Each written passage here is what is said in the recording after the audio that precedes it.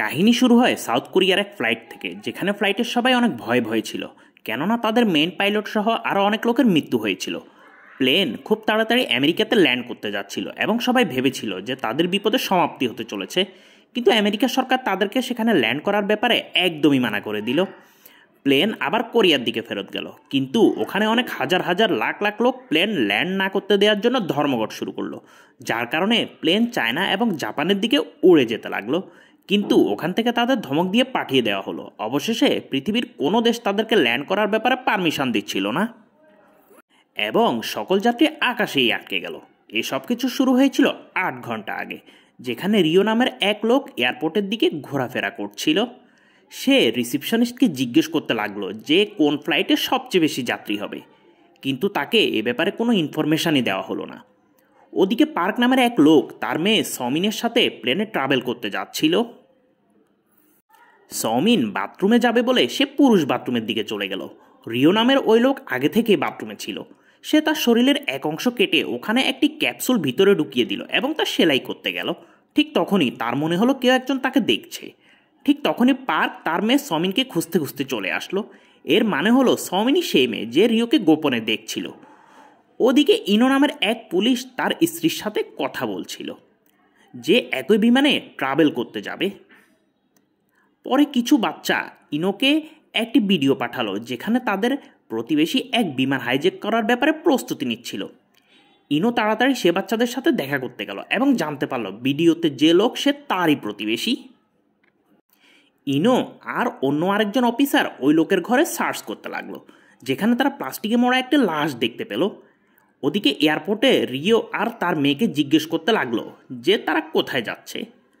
পার্কের অনেক রাগ উঠল এবং সে সেখান থেকে চলে যেতে লাগলো, কিন্তু দুর্ভাগ্যবশত রিও জেনে গেল যে তারা দুজন হাওয়ায় যাচ্ছিল। এরপর সেও হাওয়ায় যাওয়ার জন্য একটি টিকিট নিয়ে নিল। এদিকে সিকিউরিটি কাউন্টারে তার ব্যাগ থেকে একটি ডিভাইস পাওয়া গেল, কিন্তু রিও সেটিকে অ্যাজমা পাম্প বলে সেখান থেকে বেরিয়ে গেল। এরপর সকল যাত্রী প্লেনে বসে গেল। এরপরে প্লেন আকাশে উঠল। যখন রিও উঠে বাথরুমে গেল, ওখানে এসে তার ব্যান্ডেজ আবার খুললো এবং সেখান থেকে ওই ক্যাপসুলটি বের করলো। তারপর ওই ক্যাপসুলটি সে তার অ্যাজমা পাম্পে ঢুকিয়ে দিল এবং সে তার মুখে ঢেকে পুরো বাথরুমে আজব ধরনের স্প্রে ছড়িয়ে দিল। ওদিকে পোস্টমর্টম করার পর ইনো জানতে পারলো যে এই লাশটির মৃত্যু বিষক্রিয়ার কারণে হয়েছে।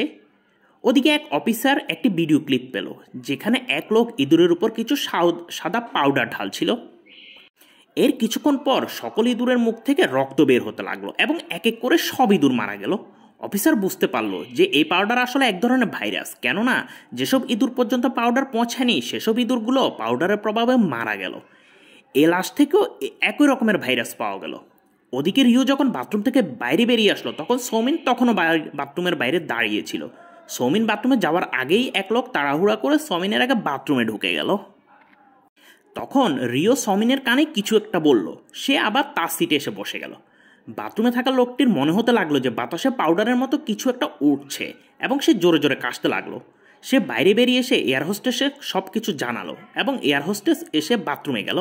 ওদিকে এক লোক সে হাইজ্যাক করা ভিডিওটি দেখছিল। তখন পার্কের নজরও সে ভিডিওর উপরে গেল।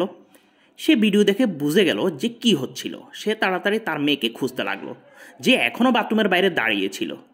সে এয়ার হোস্টেস তাদেরকে সেই ভিডিও দেখালো, কিন্তু তারা কেউই বিশ্বাস করছিল না যে এই লোক রিও। তখন সৌমিন এয়ার হোস্টেসদেরকে জানালো যে রিও তার ক্ষতস্থানে কিছু একটা লুকিয়ে প্লেনে উঠেছে, আর সে সৌমিনের কানে কানে বলে গিয়েছিল যে এই প্লেনের সব লোক কিছুক্ষণ পরেই মারা যাবে। তখন এয়ার হোস্টেস রিওর কাছে তার আইডি চাইল, আর রিও এয়ার হোস্টেসদেরকে জানালো যে সে একজন সায়েন্টিস্ট। ওদিকে ইনো তার বাকি পুলিশ সঙ্গীদেরকে নিয়ে এয়ারপোর্টে আসলো এবং ভিডিও ট্যাপে যে লোক তার আইডি খুঁজতে লাগলো, আর ওই লোক অন্য কেউই নয়, সে ছিল আসলে রিও।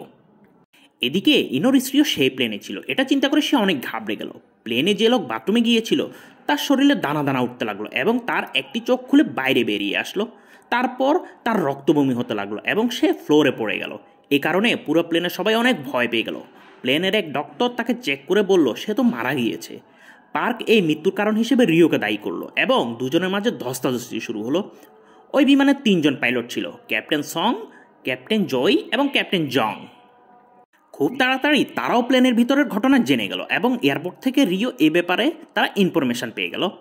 ক্যাপ্টেন জয় গিয়ে দেখলো পার্ক এবং রিও একজন আরেকজনের উপর খুব মারাত্মকভাবে হামলে পড়েছে এবং সে খুব কষ্টে তাদের দুজনকে একজন আরেকজনের থেকে আলাদা করলো।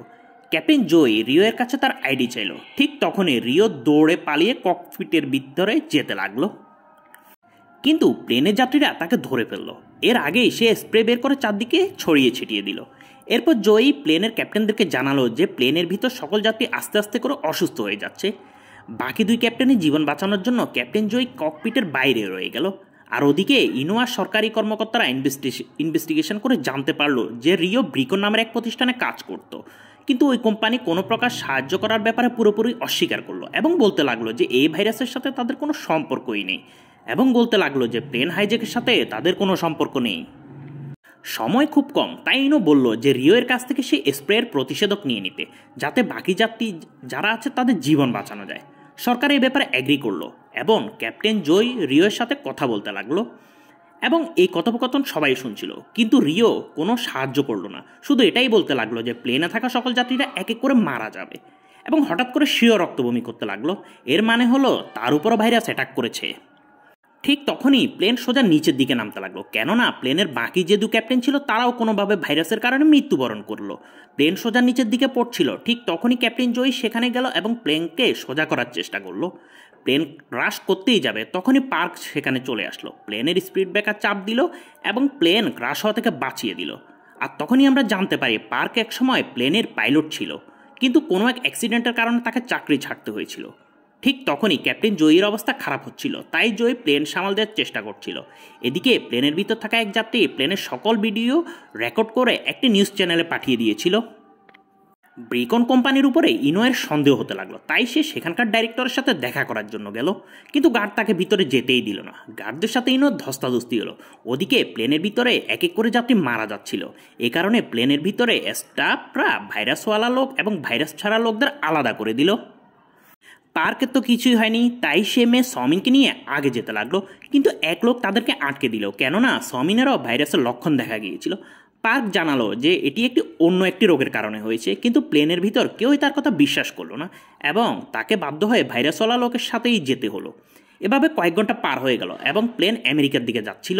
হঠাৎ করে জয়ের কাছে আমেরিকা থেকে মেসেজ আসলো যে প্লেন এখানে ল্যান্ড করা যাবে না, কেননা তাদের কাছে প্লেনে থাকা ভাইরাসের ব্যাপারে কোনো ইনফরমেশনই নেই।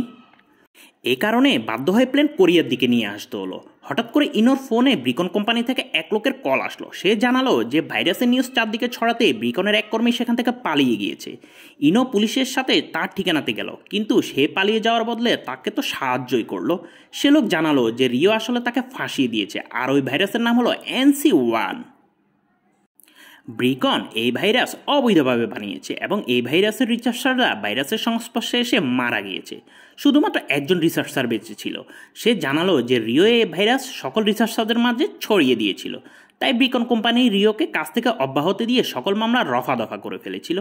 রিও সনকে ধোকা দিয়ে ভাইরাসের একটি স্যাম্পল নিয়ে নিল এবং ইনো যে একজন রিসার্চার বেঁচে ছিল তার খোঁজ করতে লাগলো। এদিকে পার্ক জানালো যে তার চাকরি এই কারণেই চলে গিয়েছিল যে তার প্লেনে আগুন লেগেছিল, কিন্তু সে নির্দেশ অমান্য করে প্লেন ইমার্জেন্সি ল্যান্ডিং করেছিল, যার কারণে সকল যাত্রী তো বেঁচে গিয়েছিল, কিন্তু দুজন এয়ার হোস্টেস মারা গিয়েছিল। তখন হঠাৎ করে ক্যাপ্টেন জোয়ের রক্তবমি হতে লাগলো। এর মানে হলো এখন প্লেন শুধুমাত্র পার্ককে কন্ট্রোল করতে হবে। কিছু সময় পরে ইনো সেই রিসার্চারের খোঁজ পেল এবং সে সাথে সাথে ওই ভাইরাস চিনে ফেলল। তখন সরকার জানতে পারলো যে ব্রিকন কোম্পানির কাছে ভাইরাসের ভ্যাকসিন আছে। তারপর সরকার ব্রিকন কোম্পানির উপরে প্রেশার দিতে লাগলো ও ভাইরাসের ভ্যাকসিন দেওয়ার ব্যাপারে। অবশেষে কোম্পানি বলল যে তারা সবাইকে বিনামূল্যে ভ্যাকসিন দিবে। ওদিকে ক্যাপ্টেনের অবস্থা আরও বেশি খারাপ হচ্ছিল, তাই ডিসিশন নেওয়া হলো যে প্লেন জাপানেই ল্যান্ডিং করবে। কিন্তু জাপানের ফাইটার বিমান তাদেরকে সেখান থেকে তাড়ানোর জন্য চলে আসলো এবং তাদের প্লেনের সাথে ধাক্কা লাগতেই যাবে ক্যাপ্টেন জয় প্লেনকে সোজা উপরের দিকে ঘুরিয়ে নিল। এরপর ক্যাপ্টেন জয় আবার বেহুশ হয়ে গেল এবং পার্ক প্লেনকে একদিকে ঘুরিয়ে দিল। জাপান সরকারের কথা হলো ভ্যাকসিন কাজ করবে এমন তো কোনো কথা নেই, এ কারণে তারা প্লেনকে জাপানে ল্যান্ড করতে দিবে না। প্লেনের যাত্রীদেরকে বাঁচানোর জন্য ইনো নিজের শরীরের উপরে ভাইরাসের ভ্যাকসিনের এক্সপেরিমেন্ট করার জন্য রাজি হয়ে গেল। তারপর সে জোরাজুরি করে নিজের শরীরে ভাইরাস ইনজেক্ট করলো। এরপর রিসার্চাররা তার শরীরে ভ্যাকসিন দিল। সে ব্যথায় চিৎকার করছিল, কিন্তু দুর্ভাগ্যবশত ভ্যাকসিন তার শরীরে কাজ করেনি। পুরো কোরিয়াতে দাঙ্গা শুরু হয়ে গেল এবং সরকারকে বাধ্য হয়ে প্লেন কোরিয়াতে ল্যান্ড করতে মানা করা লাগলো এবং এই নিউজ প্লেনে থাকা সকল যাত্রীরাও পেয়ে গেল।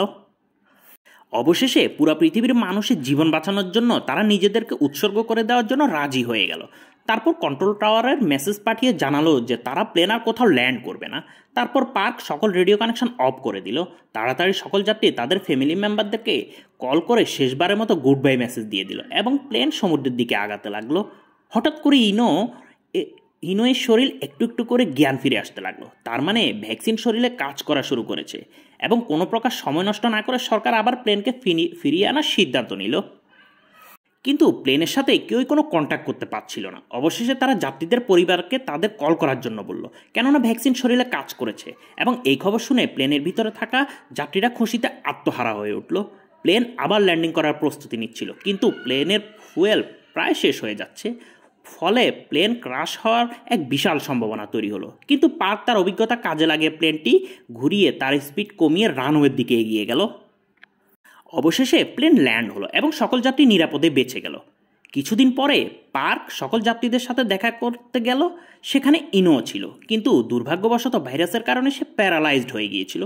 কিন্তু তার সাহসিকতায় হাজার হাজার লোকের জীবন বেঁচে গেল। ইনো পার্কের দিকে তাকে মুচকি হাসি দিল। আর এখানেই এই কাহিনীর সমাপ্তি হলো।